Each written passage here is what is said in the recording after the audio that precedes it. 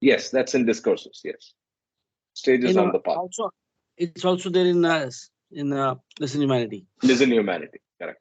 He refers to something which I should look up on the Baba website. I believe there is Meher Baba Journal, and there's good coverage for that. He didn't mention the year, but he said April, May, June editions of that again have quite a bit of coverage on the stages on the path.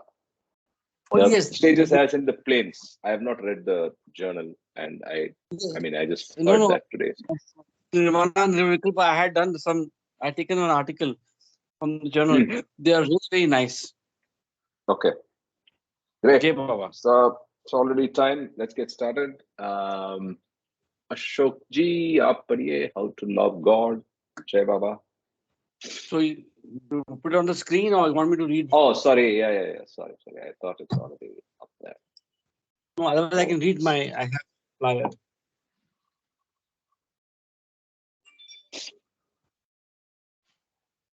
So All set. Avatar Meher Baba ki Baba jai. ki Jai. How to love God. To love God in the most practical way is to love our fellow beings. If we feel for others in the same way as we feel for our dear ones, we love God. If instead of seeing faults in others, we look within ourselves, we are loving God. If instead of robbing others to help ourselves, we rob ourselves to help others, we are loving God. We suffer in the suffering of others and feel happy in the happiness of others, we are loving God. If instead of worrying over our own misfortunes, we think of ourselves more fortunate than many, many others, we are loving God. If we endure our lot with patience and contentment, accepting it as His will, we are loving God. If we understand and feel that the greatest act of devotion and worship to God is not to harm or not to hurt or harm any of His beings, we are loving God. To love God as He ought to be loved, we must live for God and die for God, knowing that the goal of all life is to love God and find Him as our own self. Avatar Meher Baba Baba Ki ki jai. Woo! Commas on the call. That's something. Okay, so did you finish your talk, Kama, in Southern California? I saw the flyer. If you have, send us a link. If you haven't, I'll try to catch it live. I know it's slightly late in the day. It is midday California, so I'll still try. So when Kama, is that? I don't know. He unmuted, but I can't hear him. He's shared a post. Oh, I'll put it on the MBA group as Yes, well. yes, yes, yes. It went. Yes, it went well. It was good. There was one party from Andhra Pradesh, like a couple with two daughters from San Francisco. They had just landed up, so they were also there. So it was interesting. Great, nice. So, did you get any interesting questions and feedback on the framework?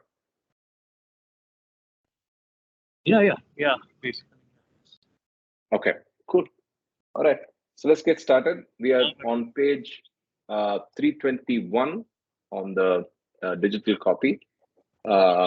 Infinite Mind is the chapter, and I think we will wrap up this book by the end of this session. Let's see how it goes. Avatar Meher Baba ki jai. Infinite Mind. There are three states of capital infinite mind. First, capital infinite mind does not create and does not experience, it does not think. Second state, infinite mind in capital creates, meaning the state in which it thinks. Third, capital infinite mind experiences creation. It is thinking from stone to man, from the seeker to the Mahayogi, from the Wali to the Pir. In the ordinary man, when capital infinite intelligence thinks through the act of thinking, that is, when infinite mind is active, it creates mental, subtle, and gross imagination. Through infinite thoughts, infinite mind in capital creates the mental, subtle, and gross worlds and bodies. Infinite intelligence in capital experiences itself as the body, and through the body, it experiences the creation. The in capital again, infinite intelligence in ordinary man thinks itself to be a bubble. I think somebody has to mute, and I have to go on D&D. Let me do that right now. Sorry. Yeah. I'll repeat the last line. Capital, the in capital infinite intelligence in ordinary man thinks itself to be a bubble, which is the body, and though it is unlimited, it thinks itself to be limited. This is false thinking, and it is infinite in the state of man. That is, the false thinking is infinite. In the Sadguru, the infinite mind in capital knows itself as the infinite ocean and the body, the bubble, as the mere clothing or covering.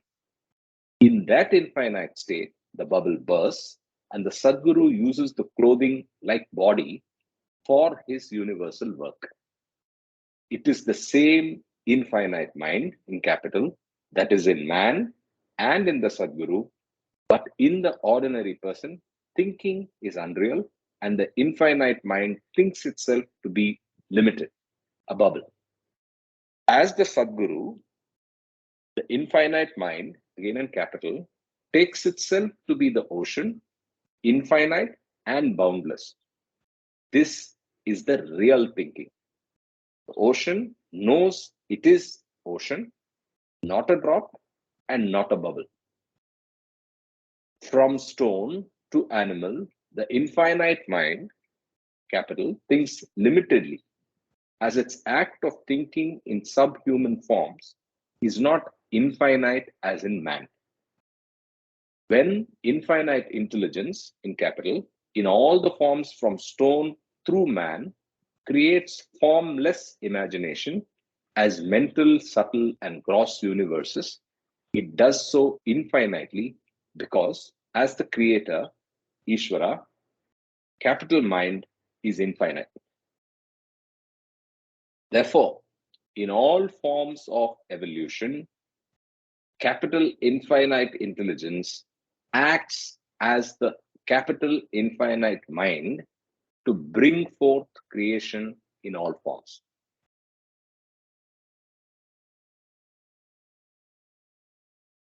While experiencing creation, however, infinite intelligence, that is in capital, does so first in the most finite, then finite, and less finite states of mind until it experiences in the infinitely gross, infinitely subtle, and infinitely mental states of mind. Yet, even in stone form, the formless infinite mind gives rise to infinite creation. Through its most limited medium, stone form. I'll read that line again.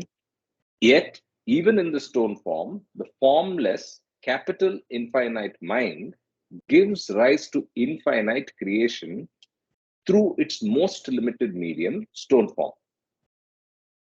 The creator is infinite, but the medium of experience being most limited, which is the stone, creation appears most limited. By experiencing creation extremely limitedly as stone, infinite mind in capital also becomes the extremely limited finite creator in an unseen way.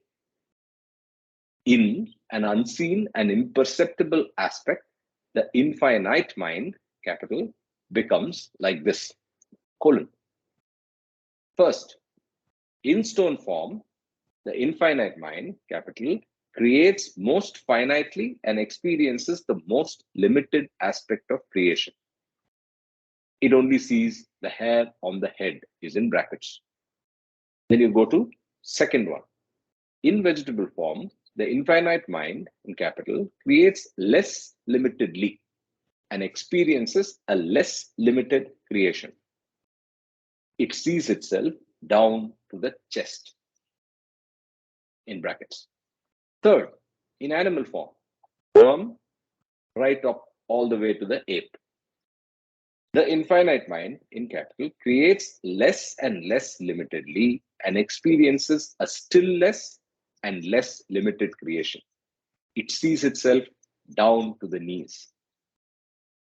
Fourth, in human form, the infinite mind, capital, creates infinitely and experiences the creation infinitely. It sees itself from head to foot in the forms of stone, metal, vegetable, animal, and human. The infinite mind creates infinitely, but infinite mind experiences the creation in the most limited, less limited, still less limited forms, and in the human form infinitely. I'll pause here if there's any comments or questions. No. I continue. On account of the media being limited, the creation comes out of infinite mind, capital, at first imperceptibly. That's infinitely finite. Then, during evolution, most limitedly, less limitedly, still less limitedly, until finally creation manifests infinitely at the zenith point, which is the man. Mama's mic unmuted. You want to say something? Yeah. Regarding that head, chest, knee, Yes. and foot, Foot. is there any relationship with other ideas on that? In fact, I was I'm vaguely remembering coming across this some other book, Listen Humanity or Infinite Intelligence. I'm not sure, but I think this looking over with the reference to these four parts of the body, I seem to have read somewhere else. Anybody can help? Is Yeah, this Jay Baba, reference? Karthik. Uh, Yeah. so basically, Baba has given a lot of importance to the feet. That is why he used to wash the feet of the, of the uh, people who used to come and visit him. They were lepers, they were lame, but he said that when he touched the feet, because he's basically that's got a lot of spiritual relevance and spiritual significance, because it's a transfer of when you No. I'm touch. not talking only of the fourth part. I'm talking about this whole sequence of gradual looking at oneself as looking at the parts of the human body itself. So, what the reference here is, I am looking at myself, and as I uncover, I see only parts. I see only the head of the hair on my head. Then I see my chest. Then I see the feet, and then then finally I see the foot. Right. So this reference, I think vaguely I remember seeing somewhere. Do you recollect where, or if anybody recollects, it would be nice. I think The it's foot, linked to yes, the the foot has a man. great spiritual significance. I do not disagree, and I think discourses makes reference to it, and also there are other references from Baba literature. Okay. No, what I was thinking was in the Hindu philosophy, Vedantic, yeah. we have these four distinct, say, classification of human beings. Those who head refers to the one particular sect, and then chest, and till the foot. So, is there any relevance or link? Is there any other literature which links like this? I don't know. Not anything coming to mind. I'm fondly reminded of Ananta Padmanabha temple. where the design, by design, you don't get the whole view of the sleeping Vishnu. You only get it in parts. So Yes. there are 3 doors, and 3 or 4 doors, I do not know. And so you actually have to see him in parts through those doors, right? So each Yes. door only gives you an aspect: the head as he's lying down, then you get to the torso, and then you get to the knees, and then finally the feet, right? So right to left, you walk through and you see aspects of. I'm just reminded of that, but I don't know if it's relevant.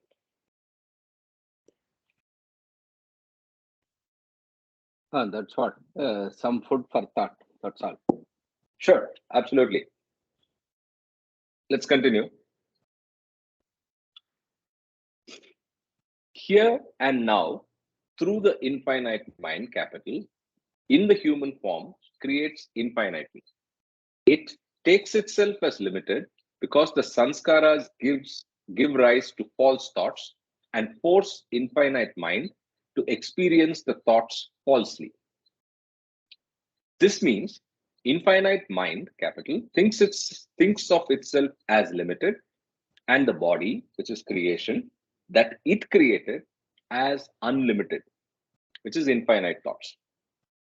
In the case of the ordinary man, the infinite mind capital creates only the body and some portion of creation that it experiences through the body. This means that in human form, infinite mind capital imperceptibly takes its self created universe as limited, understands it limitedly, and experiences it limitedly. However, in the form of Sadguru, infinite mind capital takes itself to be the sole creator of its creation, understands it infinitely, and experiences it infinitely. At the same time, in the form of the Sadguru, infinite mind capital experiences the whole creation as its shadow or imagination. In the divine state of the Sadguru, the infinite mind capital experiences itself in the form of body and as the creator of the whole universe, and yet feels itself separate from body and aloof from creation.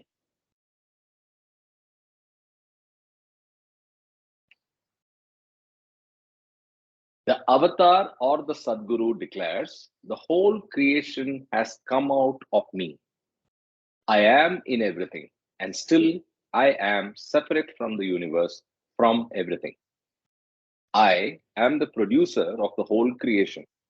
I direct the mental, subtle, and gross universes. I control all planes, heavens, space, infinite suns, infinite moons, infinite stars. All are my shadow, my imagination. At this point, let's just go back to the food for thought question Mama asked at the end of yesterday's discussion, which was we dwelt at length in the previous chapter on the difference between the ordinary man and the Sadguru. Mama's question was Sadguru and Avatar. Any thoughts? Any feedback since yesterday? Since you asked the question?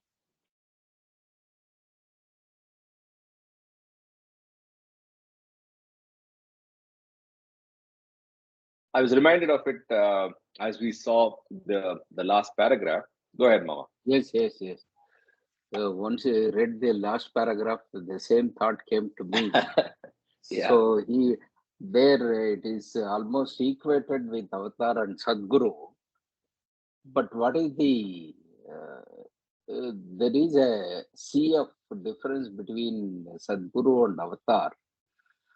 So whereas the Sadguru is a drop soul which has gone through all the aspects of evolution, reincarnation, involution, and then reached a stage where it is almost equivalent to, say, the Avatar.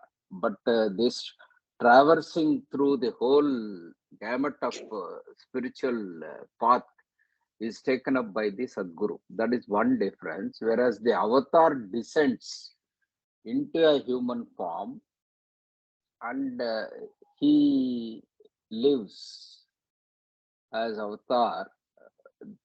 He doesn't go through the whole cycle as such, and he repeatedly descends to into some other human form. So this is one difference.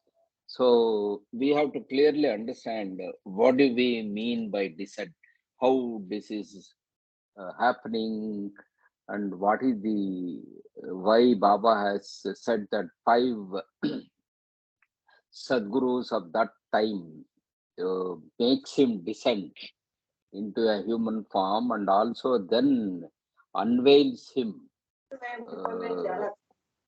All these issues we need to say. There are not, I have not read much literature to understand what is this process, how does it happen, and all that. So this is one aspect. The other another aspect which comes to my mind is Sadguru mimics. Sadguru doesn't feel pain. Yes, Sadguru that's what I was going to doesn't say. go through all the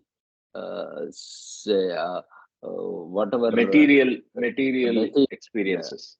imagined experiences, but he acts as though he is in pain. So, whereas the avatar actually experiences pain, and what is the purpose of that? So, how does he experience pain, and what is the purpose of that? That is another aspect which is the subtle difference between the Sadguru, or subtle. Why subtle? It is a huge difference between the Sadguru and avatar. All And your points are perfectly what we have learned till now. So only addition is, even the avatar is a drop soul that went through the journey in the first time without the help of a Sadguru, and completed the journey of conscious experience of God. And because of that status, not I don't know what's the word.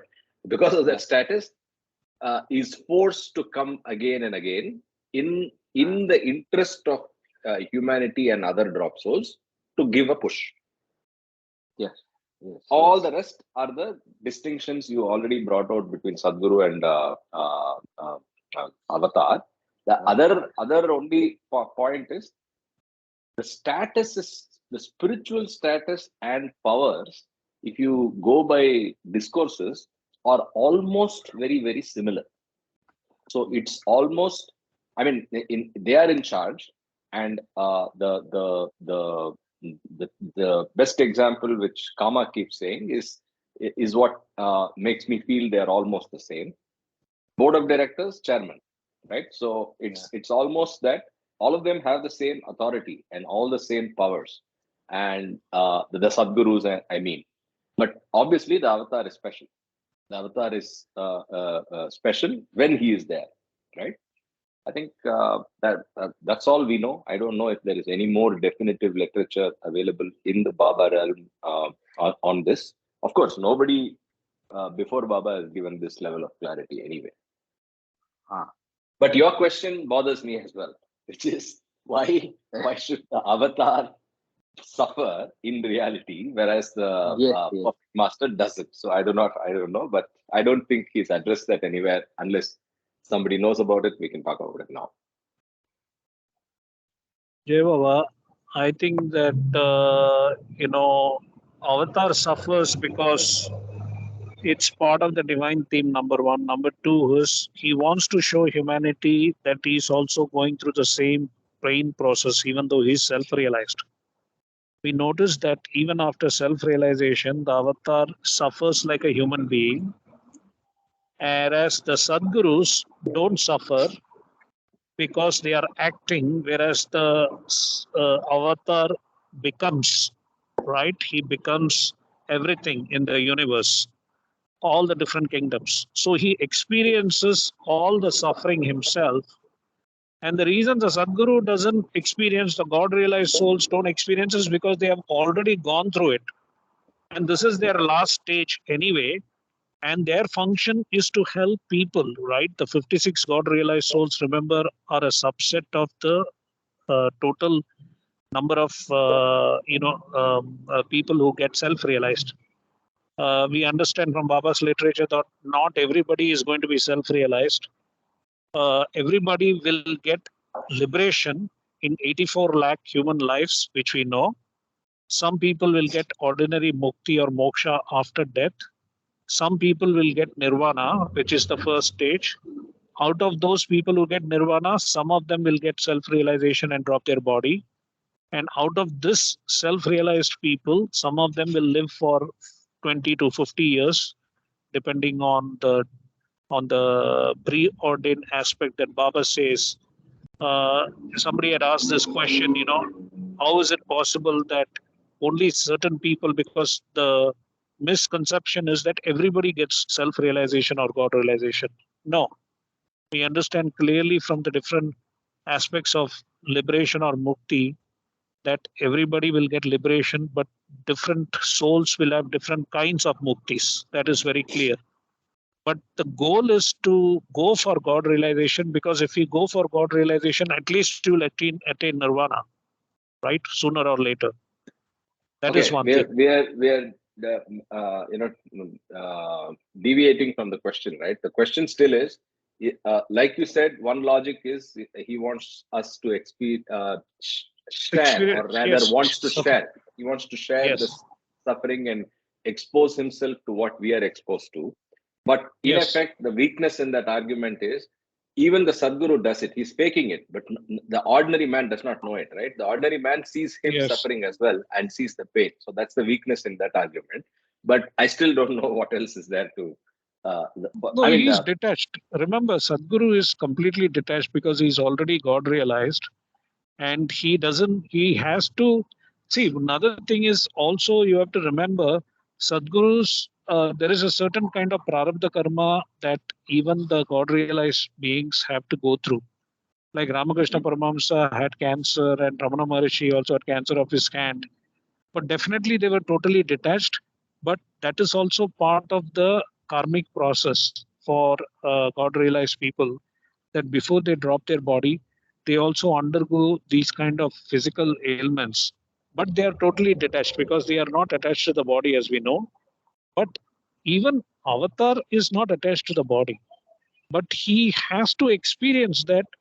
And why he has to experience that, there is no clarity on that. And we can't ask why it is. It is the way it is. You have to accept that is the only way we can look at it, rather than saying like, and the important thing we have to remember, that it doesn't matter, whether we know exactly what the truth is, because our job is to focus on our own self-emancipation, not try to understand the mechanics of the whole process, because anyway, it's only knowledge, right? And after self-realization, you will have infinite knowledge anyway. So why even bother? Like, I need to have that knowledge before I self-realize, That's you and me, Kama. There's a Sadguru aspirant in the group. He wants more. No, but the Sadguru aspirant has to understand he has to be practical rather than be idealistic. First, you have to become self-realized, and then you experience that question. That is very clear. Yeah. Yes, I will wait for it. Don't worry. Be happy. If Karthik becomes self-realized, he will probably try to help you, but who knows? Whatever. Yes. I will surely keep that in mind. Okay, so with that, I think the book part ends, and then there is a section of tales, right?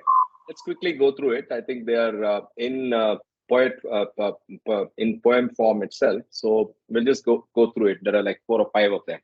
Let's see if we can finish, and then we need to spend some time discussing which book we are taking the next week onwards.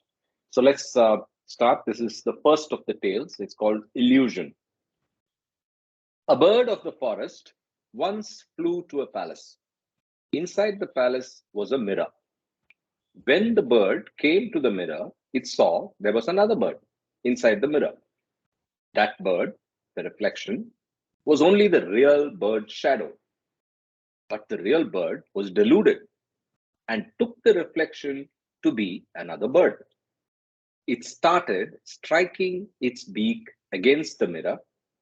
its shadow inside the mirror did the same, and the birds' beaks struck each other.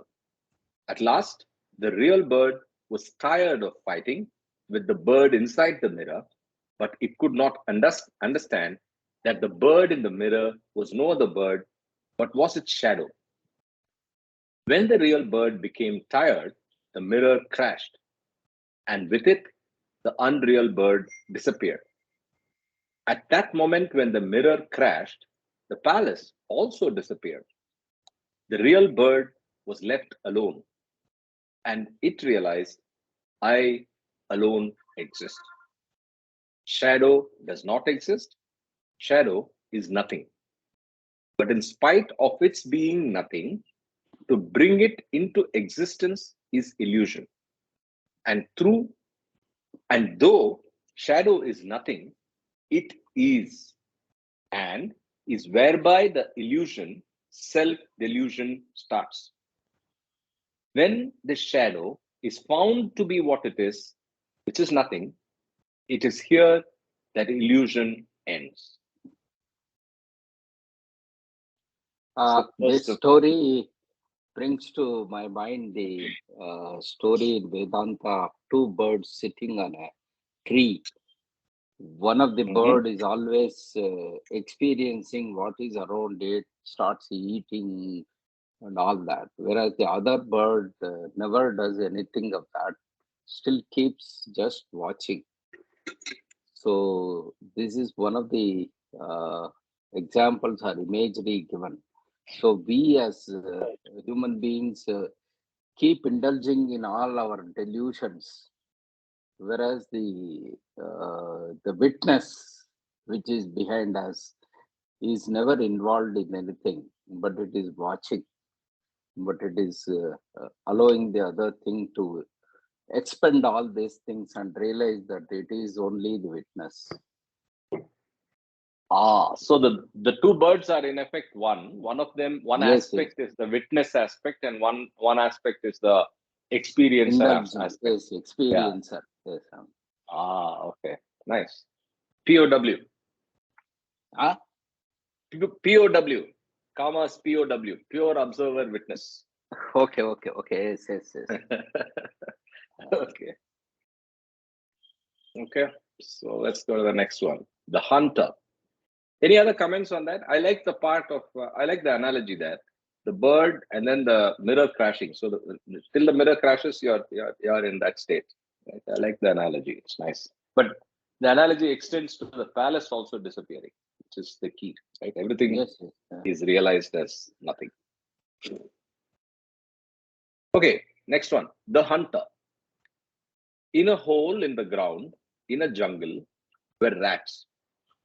The mother rat would not allow her little rats to come out into the jungle because a cat had its home right outside the hole.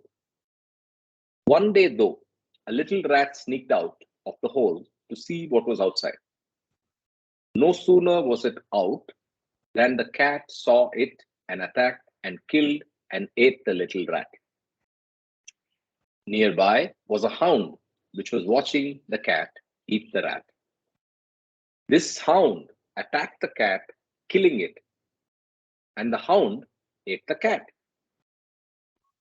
Deeper in the jungle lived a tiger, which came across the dog eating the cat. The tiger hunted the hound down and, after killing it, ate it. After eating, the tiger rested, but it was spotted by a hunter who was stalking the tiger. With one bullet from the hunter's rifle, the tiger was shot down, and the hunter skinned the tiger. This story from Meher Baba has a deep meaning. To grasp its profoundness, an understanding of the processes of evolution and involution is necessary. The hole where the rats lived represents the Om point, and the meaning of mother is unconsciousness. So the mother rat is unconscious. In the ocean of unconsciousness, the beyond, are drops, little rats. The meaning of unconsciousness is that it is the nothing, the capital nothing. By passing through unconsciousness, nothingness, consciousness, everything is gained.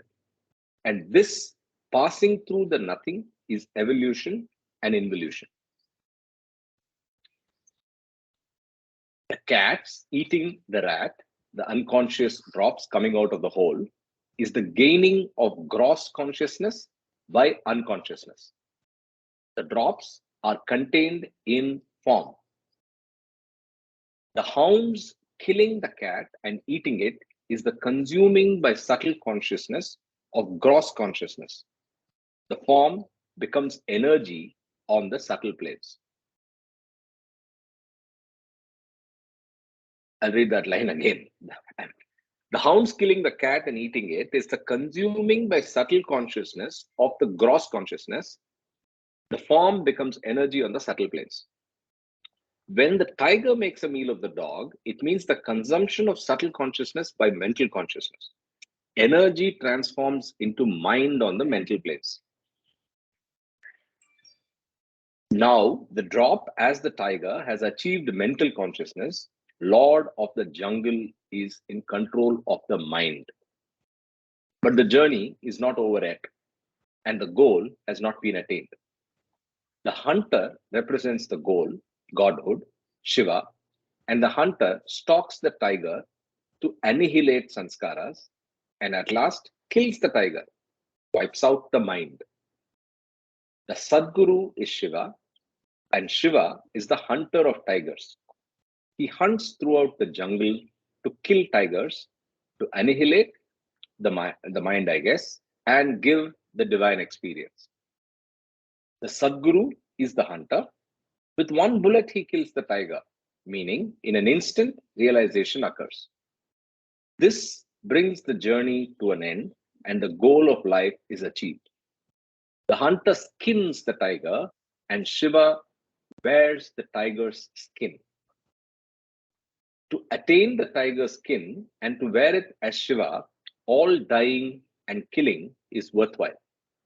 And Shiva wears the tiger's skin to hide his nakedness, divinity, bodilessness.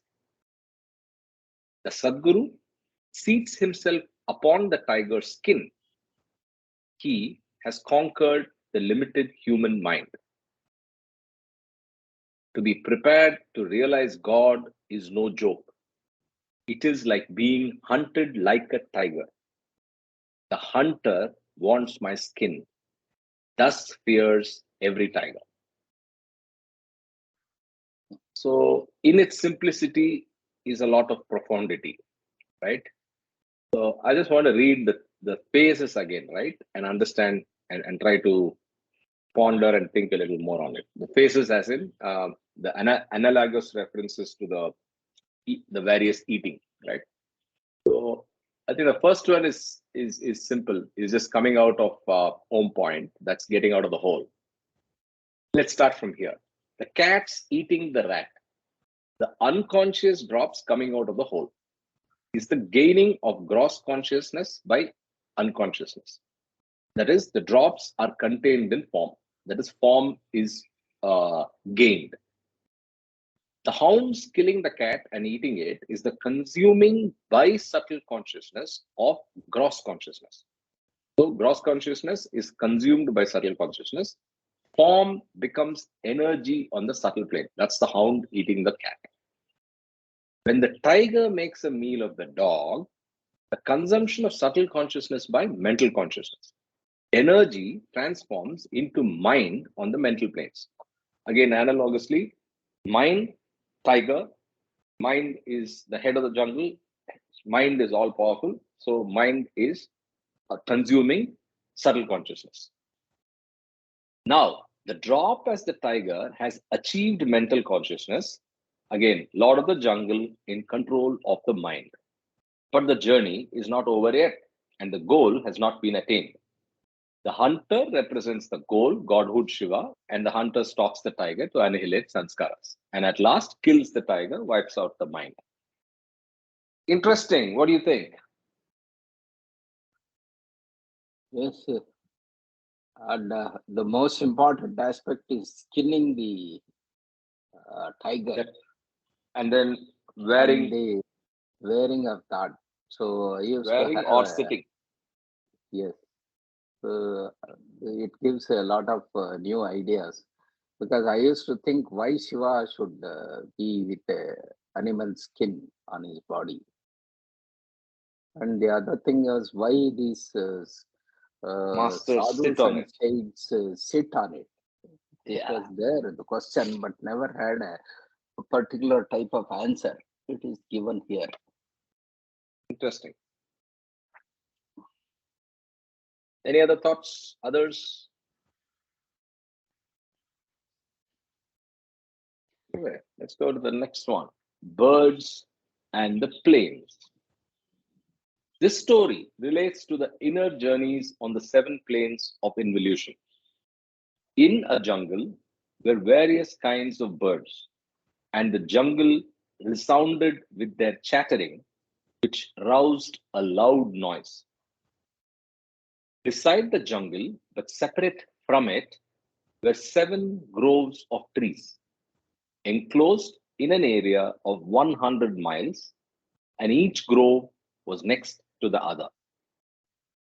Of these seven groves of trees, the first was small, the second grove a little larger than the first, the third even larger, and the fourth still larger, and so on to the fifth, sixth, and seventh grove.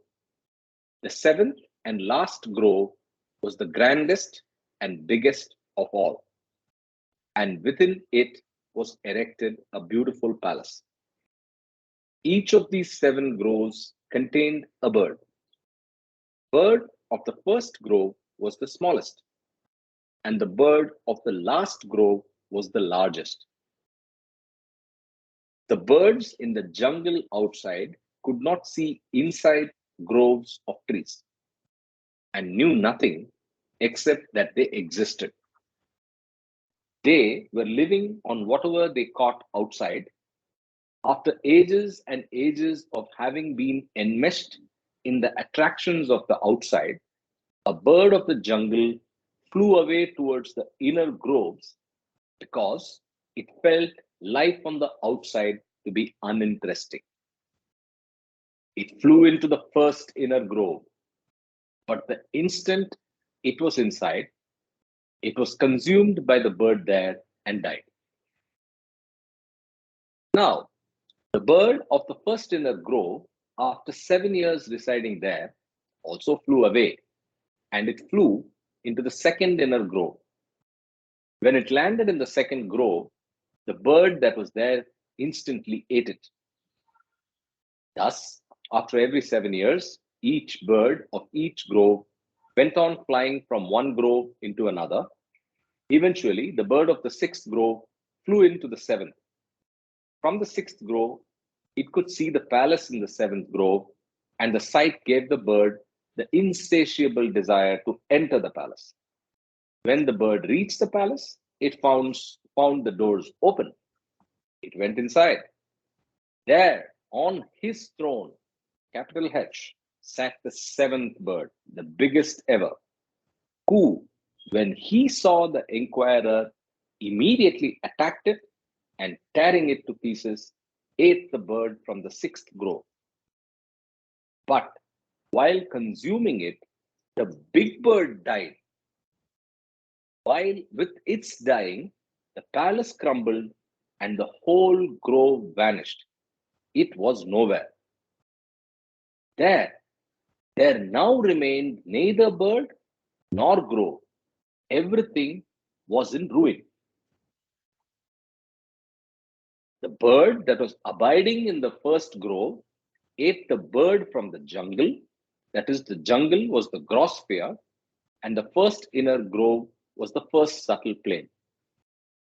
The bird's death means the seeker lost gross consciousness, which was transformed into subtle consciousness by being consumed in the subtle sphere. The seeker had no further use of the gross world. He suffered from boredom, and the only thing meaningful was to fly away and never return. So he escaped into the inner realm, but there he died. As one bird eats the other, it represents the consuming of the grossness, then the subtleness, and the mentalness, and journeying further into the growths. The seventh bird who dies while eating signifies the infinite consciousness, God, as unconscious infinite consciousness that works as the creator, the preserver, and dissolver of the three worlds. I read this line again. The seventh bird who dies while eating signifies the infinite consciousness, which is God, as unconscious infinite consciousness that works as the creator, the preserver, and dissolver of the three worlds. This God, Ishvara, is infinite consciousness but does not know it.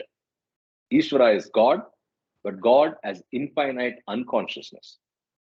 After evolution and reincarnation in the outside jungle, and after the journeys, flights through the seven planes of evolution, inner groves, Ishvara attains consciousness of itself as infinite consciousness, which is Paramatma.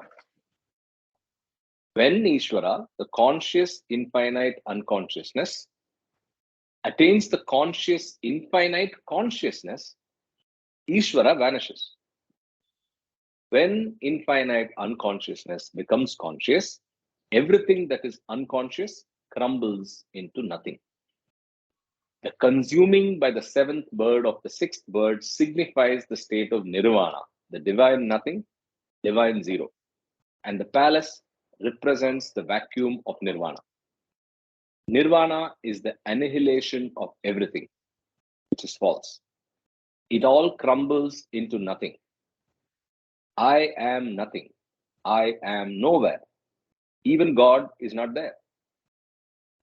The state of nirvana is instantly followed by the infinite experience of nirvikalpa samadhi.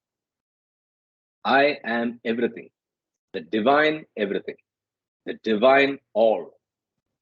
In nirvikalpa, infinite consciousness, Ishvara, transforms into infinite consciousness, Paramatma. In nirvikalpa, the creation, which is the outcome of infinite unconsciousness, does not exist. Only eternal God prevails. Ishvara is the eternal state of infinite unconsciousness. Nirvana is the eternal state of nothing. And Nirvikalpa is the eternal state of conscious God that prevails as the goal of life. I think I'll repeat this exactly. Yes. So Ishvara is the eternal state of infinite unconsciousness. Nirvana is the eternal state of nothing.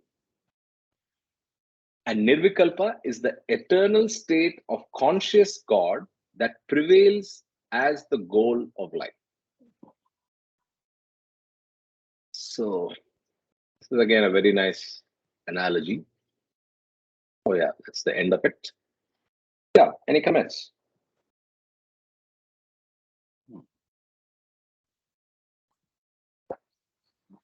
So by the way, one of the things of this book is it uses the analogy of the ocean so frequently, but I think I have got the greatest understanding of the power of that analogy only in this book, right? So though drop, bubble, everything is clear. What is a drop? What is a bubble? Why drop? Why bubble? Foam? Everything is explained to such a great detail in this book, in the various references to the ocean. It's fascinating. And then these other analogies, some of them which I still have not completely wrapped my head around, especially the one about the king and the two wives. I have to still wrap my head around that. But the other analogies are really beautiful and help you understand better. I'm sure the others will agree. Yes. And the stream of the thought in all these scheme is same thing. Evolution to involution explained in different ways. The whole crux of the God speaks is put in different imageries. Exactly. Yeah.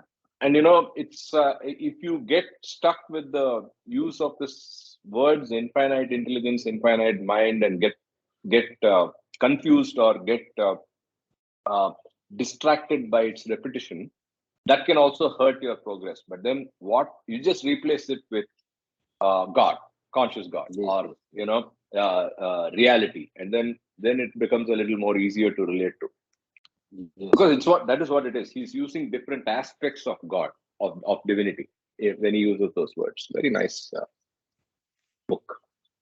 As you said, each one to himself. So there are people who will benefit from this book because they're able to relate to this better than what they have read elsewhere. Okay. Anything else? okay. Okay. Ashok, Sunil, silence. Sunil said next week. Okay. I'll give him a week in Singapore to settle down. Warming up. Warming up.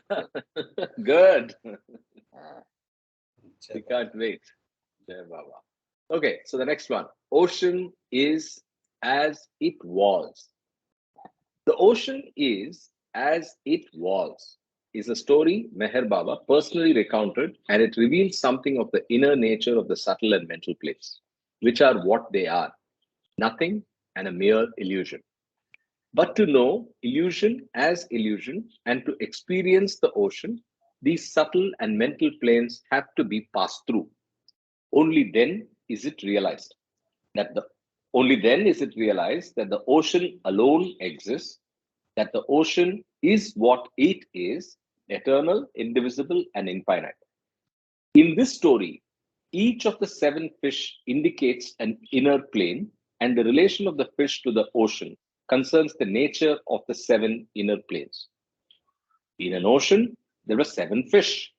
The first fish was the smallest, the second was a little bigger, and the third was a little bigger than the second, and so on up to the seventh fish. The seventh was the biggest fish, and all the fish resided in the waters of the ocean. One day, the second fish was very hungry, and this hunger could not be controlled, so it ate the first fish. After 7 years, the third fish felt very hungry. Its hunger could not be stopped, and so it devoured the second fish. Again, after 7 years, the fourth fish felt very hungry.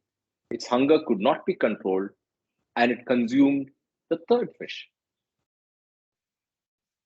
Thus, after every 7 years, each fish, one after the other, felt so hungry that one by one, each did away with the smaller. This finally left the seventh fish alone in the waters, with no one left to sport with it. And except water, there was nothing for it to eat. So, this big fish lived on water, slaking its thirst, but it had nothing to satisfy its hunger. After 7 years, however, that huge fish felt very hungry and very lonely, being alone all the time with no one to play with. The more its hunger pained it, the more loneliness it felt. It was fed up with the loneliness, and life had no zest.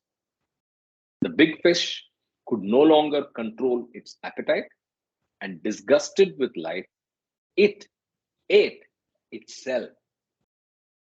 Fish were no more. No fish were left in the ocean, but the ocean was as it was. The ocean was as it was from the beginning, and the fish, we have to go on mute. The ocean was as it was from the beginning, and the fish that ate itself attained consciousness of being the ocean. I am not a fish.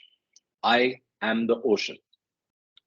The unconscious ocean is infested with fish, hungry and thirsty, attacking and devouring each other. But for that fish that became the conscious ocean, there was not one fish left. For those who are hungry and thirsty, who attack and devour, there is an end. That end is the ocean. The ocean has no hunger and no thirst, and in it are no fish. It is as it was, perpetual, constant. The unconscious ocean with innumerable fish is named Ishvara, and the conscious ocean with no fish is named Paramatma. The last fish which ate itself and disappeared and became the whole ocean was the first fish to return into the waters as the fish which is the ocean itself. That fish which returns into the waters changes as fish, but it is as it always is. Not a fish, but the ocean. When that fish first returned into the waters of creation, he was named Matsya Vishnu Avatar, the fish who is the ocean. Avatar Meher Baba is that oceanic fish man.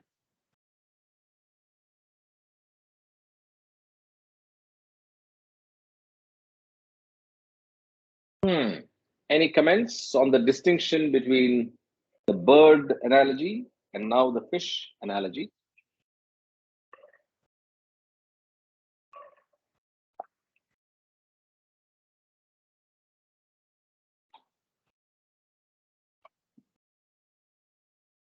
None.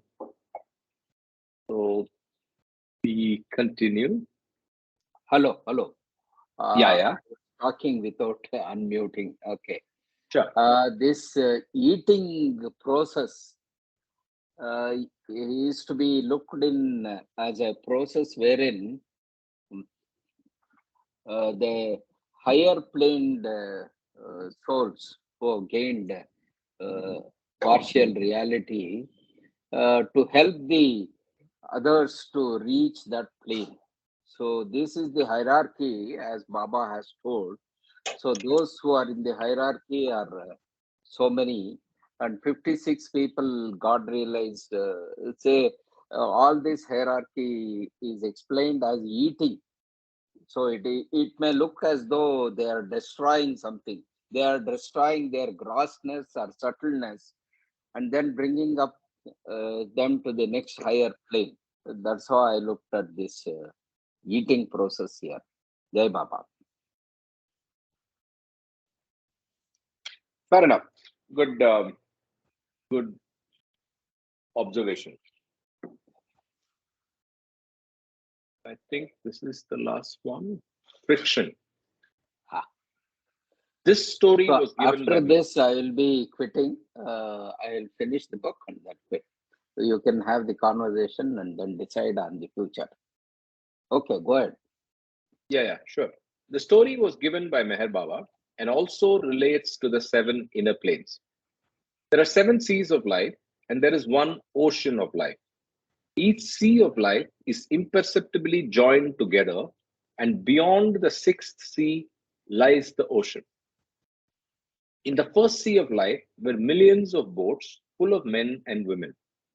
The millions of people were fighting with each other, trying to get into the second sea of life, which brought about the destruction of 3/4 of the populace. Only 1/4 of these persons reached the second sea of life, while the other 3/4 were destroyed in the fight. After reaching the second sea, the 1/4 remaining made a violent rush toward the third sea of life, in which the majority were destroyed and died, leaving only a few thousand who entered the third sea of life. This violent free for all went on, and in the subsequent jostling and hustling, everyone died, but 122 men and women who lived to reach the 6th sea of life. But these 122 people could not cross over the sixth sea to the ocean of life on their own. The fire of longing to drown in the ocean of life scorched these 122 people, and they became absolutely restless to be in the ocean of life forever. Finding these 122 so agitated and restless, the Magus, the avatar, who is the sailor of the ocean, took pity on these sufferers and went into the sixth sea from the ocean and brought them all safely across and into the ocean forever. Thus, from among the billions of persons in the seven seas of life, only 122 could enter the ocean and gain the goal for which they fought: union with the ocean and the Magus. From this story, it is indicative what odds those entering the planes have to face. It is no joke to struggle and attain the infinite consciousness of the ocean. It is only the man who, out of love for God, loses his gross consciousness who can enter even the first subtle plane. So, what can be said of those who live only to enjoy the world? What hope is there for them but love? Love is the only solution to all problems, and only through love can God be attained.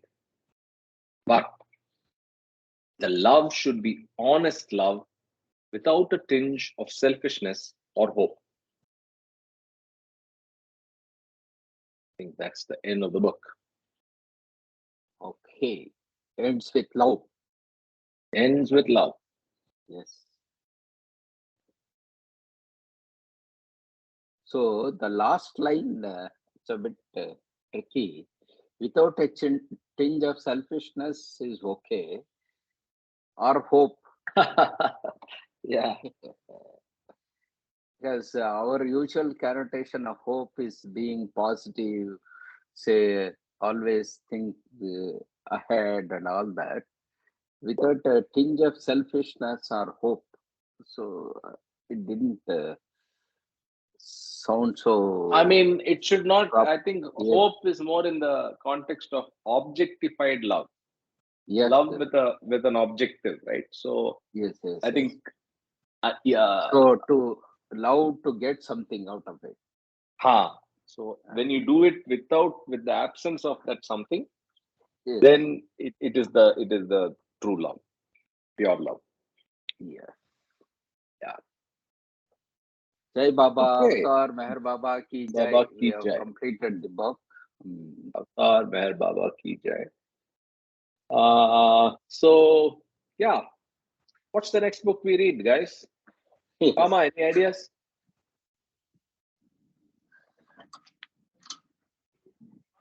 और पढ़ने के डाला. Let's see, what do you want to read next? I don't know whether you want to read Wayfarers or do you want to read the small book. There are two more books. Not remembering them, but we discussed that actually. I'll send you the names.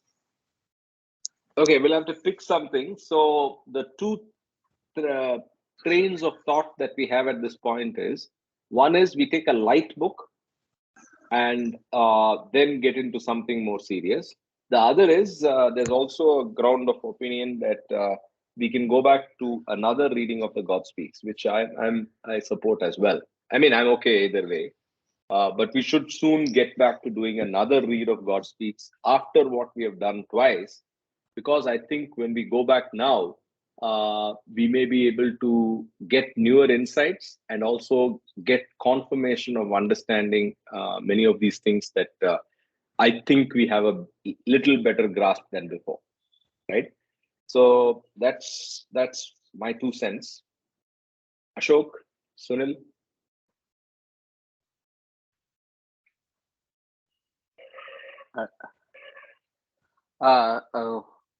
Yeah, Mama, Another go ahead. point which comes to me is we should have some sort of a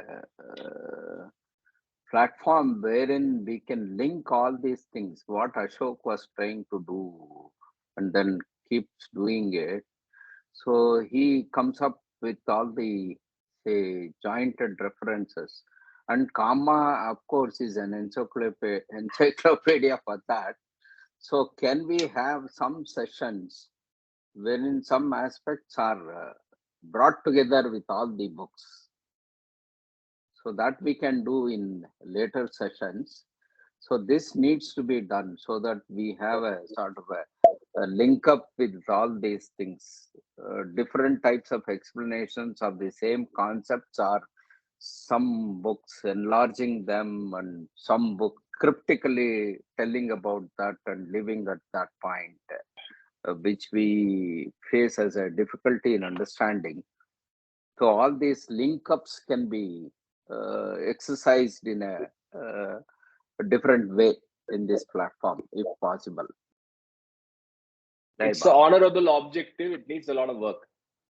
It's Yes. honorable, deserving, and I'm convinced that we are all saying the same thing, right? Kama has been saying this for longest.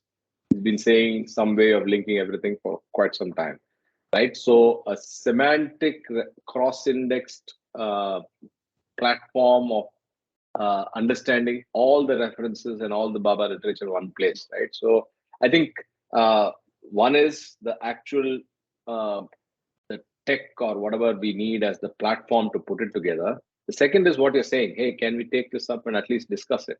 But then the second part, which is the discussion part, you need effort. You need Yes. somebody taking on one aspect and then probably doing it across the books and then coming back and presenting.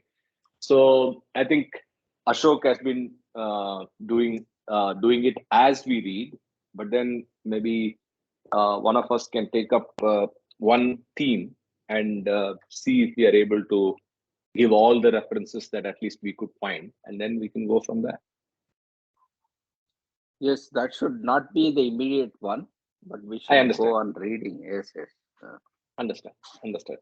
Okay, so we'll pick a book over the course of the week. Given we have another 20 minutes, but we can wrap up a little early unless anybody has any inputs.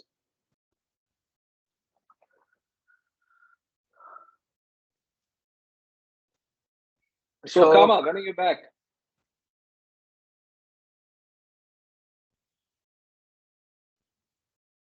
What? When are you back, I said? Back to India. Maybe. Wow. No. Okay. I like it. It's still an open ticket on Qatar Airlines, right? Right. Exactly. All right. Where are you now? Which part of the globe right now? Los Angeles. SoCal. Huh? Los Angeles. Los Angeles. Okay. Enchanting area. Material enchantment. Okay. Korea. Baba had a. I have to research this a little more. Did you hear? I don't know if you have heard of that movie script that he worked with for Hollywood. So, just a quiz question: What is the name of that? What is the name of that proposed project? That movie title Baba wanted. Anybody? I think there was title legend. I don't remember it. In what literature we have read till now. Okay. No, it's not. It's not in the literature we've read. It's basically Baba wanted a movie made which was called How It All Happened, and it was about the divine theme. So I think we should try to find some more references. I believe there's a lot of content out on the Trust site now, recently uploaded. Again, all of these nuggets from listening and catching up with God Speaks with Ward Parks. So anyway, that's that. Given Los Angeles, I remembered how it all happened. Wish that movie really gets made. Okay, so on that note, let's Karthik, I just wanted to add, can we other than reading, maybe some time on a Saturday evening or a Sunday evening, look at some of Baba's movies, because I think the visual medium also has a lot to uh, learn, imbibe. Okay, so it's a group viewing followed by discussion. What are you thinking? Yes, yes. Group viewing followed by discussion.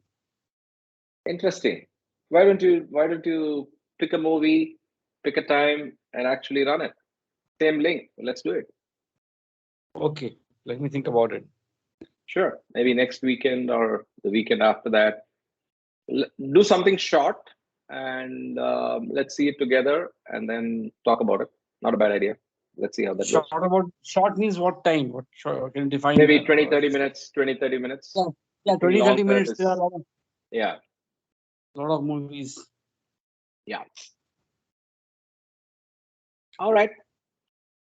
We wrap up. Have a good week ahead, and see you all next week as we take up the next book and Insha Baba do some guided meditation that depends on the persuasive powers of Sunil and Baba. And I think Nomita has already said that she'll do it, so it's only a matter of when. Well, I've been trying for the last 3 weeks to get her to the calls. Okay, she's not coming, so I don't know. So maybe Sunil can try. She's reached the plains. She's the big fish, right? All of you to read that small couplet which she has posted in the Telegram. Amazing. You'll have to read it repeatedly. It's so hard. The concepts of Baba were there already in the brain. Already even with her. It's unbelievable. Yes, yes.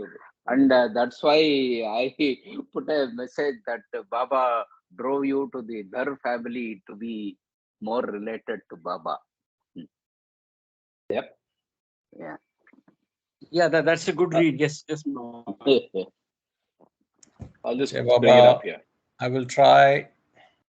I will convey the message. Baba will try. Okay. Anyway, I'll wrap up. Before wrapping up, we'll just see that poem. In fact, we can read it aloud.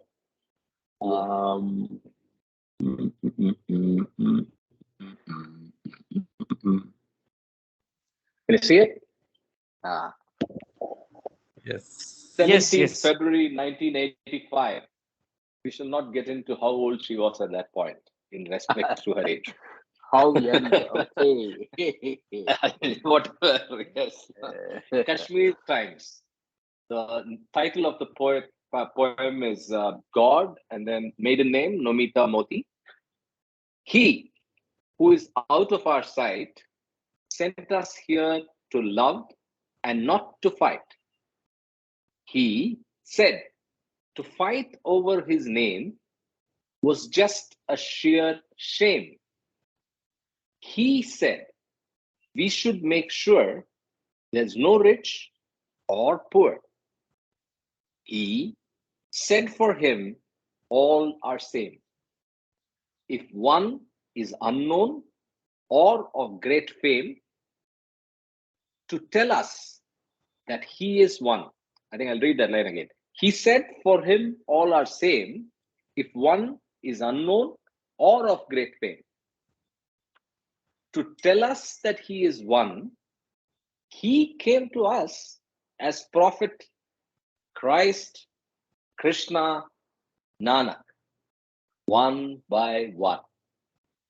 I just can't believe this, right? Amazing coming out of